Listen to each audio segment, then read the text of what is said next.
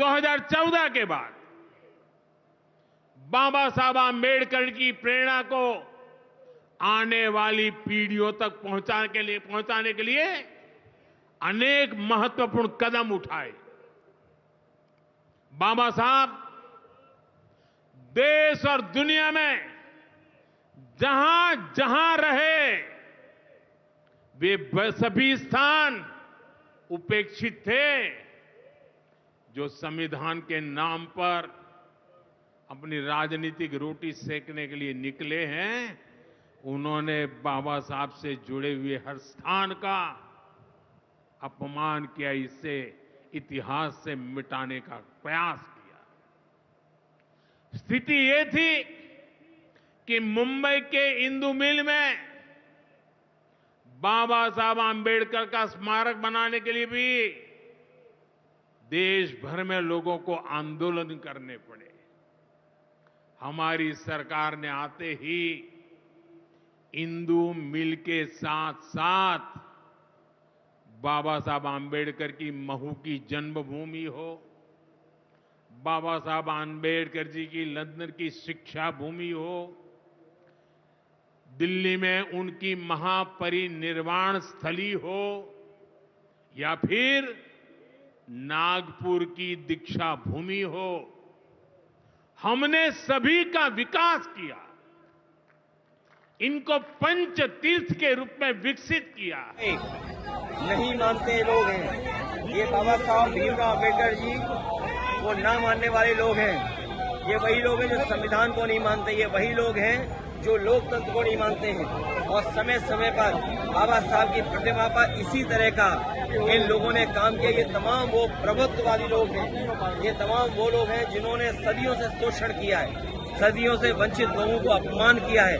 ये समय समय पर बाबा साहब भीमराव अम्बेडकर जी का अपमान कर करके ये संदेश देने का काम करते हैं समाज में कि अगर हम ताकतवर हो जाएंगे तो इसी तरह आपको अपमानित करेंगे। भारत माता के महान सपूत भारत रत्न बाबा साहब डॉक्टर भीमराव अम्बेडकर की आज पावन जयंती है।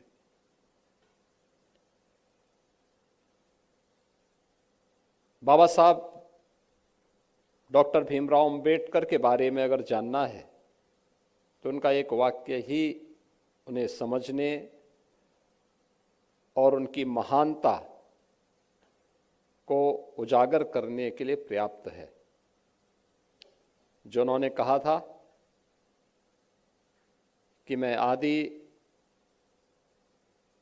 और अंत में एक भारतीय हूं, यानी आदि से अंत तक मेरी पहचान एक भारतीय के रूप में होनी चाहिए। एक बहुत बड़ी बात कही थी उन्होंने। याद करिए, जिनका बचपन अभाव में बीता हो, सामाजिक भेदभाव से गुजरा हो, विदेशी दासता के चंगुल में फंसे हुए देश के अंदर दासता की बेड़ियों से जकड़ी हुई व्यवस्था का शिकार बना हो, पग पर सामाजिक बंधनों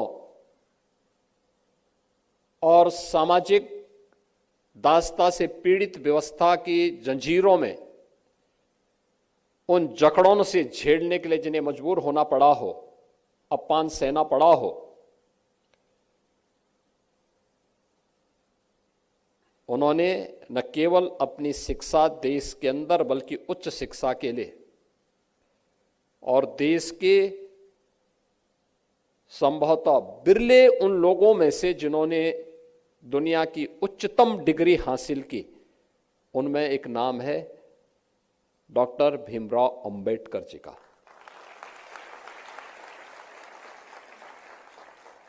जहां गए अपनी पहचान बनाई,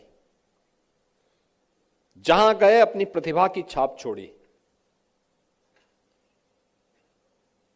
परिवार के पास यह व्यवस्था नहीं थी कि उच्च शिक्षा के लिए वे बाहर जा सके, उन्होंने अपनी प्रतिभा की छाप महाराजा बड़ोदरा पर डाली। उन्होंने स्पेशल स्कॉलरशिप दी, वे बाहर गए, उच्च शिक्षा अर्जित की, वापस देश में आए, देश की आजादी के आंदोलन के साथ जुड़े। आजाद देश होना चाहिए यह संकल्प है, लेकिन दास्ता की इन बेड़ियों से न केवल देश को बल्कि पूरे समाज को मुक्ति भी मिलनी चाहिए। यह संकल्प चरितार्थ करने के लिए वे निकले, तो उसका परिणाम भी देश के सामने है। याद रखना, दुनिया के अंदर वंचितों को मताधिकार वहां के देश ने बहुत बाद में दिया, महिलाओं को बहुत बाद में दिया, लेकिन भारत ने जब अपना पहला चुनाव 1952 में किया तो उस देश के हर नागरिक को एक समान मताधिकार का उपयोग करने की स्वतंत्रता भी दी, जो लोकतंत्र की एक ताकत बनी थी, और आज भी ताकत बनी हुई है। इंग्लैंड में बाद में मिला महिलाओं को यह अधिकार, लेकिन भारत ने 1952 में ही अधिकार अपने देश की आधी ताकत, आधी शक्ति को भी दे दिया। ये किसके कारण? डॉक्टर भीमराव अंबेडकर जी के कारण,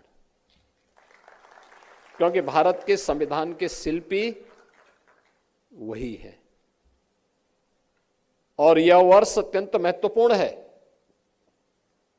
जब हमने 26 जनवरी 2025 को देश के संविधान के अमृत महोत्सव के कार्यक्रम को पूरी भव्यता के साथ संपन्न किया। यानी 75 वर्ष की शानदार यात्रा को संपन्न करने के उपरांत देश के संविधान के महत्व को आम जनमानस को बता सकें कि संविधान अगर हमें अधिकार देता है तो अधिकारों की रक्षा तभी होती है जब हम अपने कर्तव्यों का एहसास भी करें। नहीं कर रहा हूँ, लेकिन जिम्मेदारी लेनी पड़ेगी हमें, क्योंकि जब तक उनको माफी का समय दिया गया था तब तक उन्होंने माफी नहीं मांगी। शायद लोग पहचान नहीं पा रहे होंगे, मैं वही दीपक पंडित हूँ जिसने 22 अप्रैल 2018 में चंद्रशेखर रावण पर गोली चलाई थी। मैं जिम्मेदारी लेता हूँ। 22 अप्रैल 2018 दोबारा राम जिसमें देखना चाहते हो तो मैं उसके याचना नहीं, अब